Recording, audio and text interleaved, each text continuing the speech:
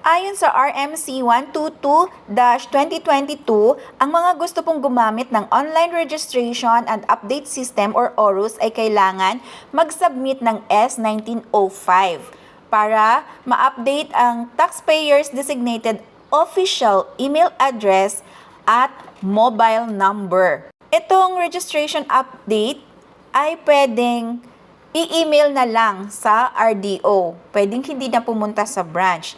Dito sa BIR website, hanapin lamang ang RMC 122-2022. Meron doon pong downloadable form ng S1905 at meron din pong Annex B. Doon sa Annex B, makikita po ang email address ng mga RDO or Revenue District Office.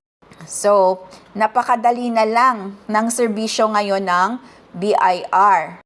Ang mga information na dapat i-update ay ang date of birth ng taxpayer, place of birth, parent's name, spouse's information, employer's information if employed. Kung corporation naman, kailangan may authorized representative.